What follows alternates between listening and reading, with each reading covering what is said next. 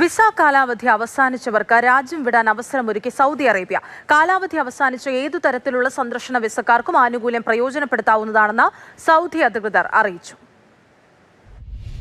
നിലവിൽ മേഖലയിൽ തുടരുന്ന സംഘർഷ പശ്ചാത്തലത്തിൽ സൗദിയിൽ നിന്നും തിരികെ പോകുവാൻ സാധിക്കാതെ യാത്ര മുടങ്ങിയവർക്ക് പിഴ കൂടാതെ വിസ ദീർഘിപ്പിച്ച് സൗദി വിടാൻ അധികൃതർ അവസരമൊരുക്കി. സൗദി ആഭ്യന്തര മന്ത്രാലയമാണ് ഇത്തരമൊരു പദ്ധതി ആരംഭിച്ച കാര്യം അറിയിച്ചിട്ടുള്ളത്. കാലാവധി അവസാനിച്ച ഏതു തരത്തിലുള്ള സന്ദർശന വിസകളിലും ഉംറ വിസകളിലും ട്രാൻസിറ്റ് വിസകളിലും ഫൈനൽ എക്സിറ്റ് വിസകളിലുമുള്ള സൗദിയിൽ തങ്ങുന്നവർക്ക് പ്രയോജനം ഉപയോഗപ്പെടുത്താവുന്നതാണ്. സൗദിയിലെ വിവിധ വിമാനത്താവളങ്ങൾ, കരാതിർത്തി എന്നിവ വഴി രാജ്യം വിടാൻ സാധിക്കും.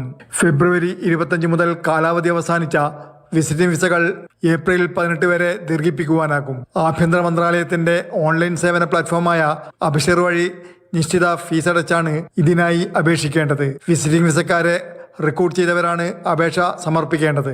ഇവർ ഏപ്രിൽ 18 മുമ്പ് സൗദിയിൽ നിന്നും തിരികെ പോയിരിക്കണം. അല്ലാത്തപക്ഷം നിയമാനുസൃത ശിക്ഷാ നടപടികൾ സ്വീകരിക്കുമെന്ന് സൗദി ആഭ്യന്തര മന്ത്രാലയം മുന്നറിയിപ്പ് നൽകി. Jafar Ali Palakkode, Mathrubhumi news, Jeddah.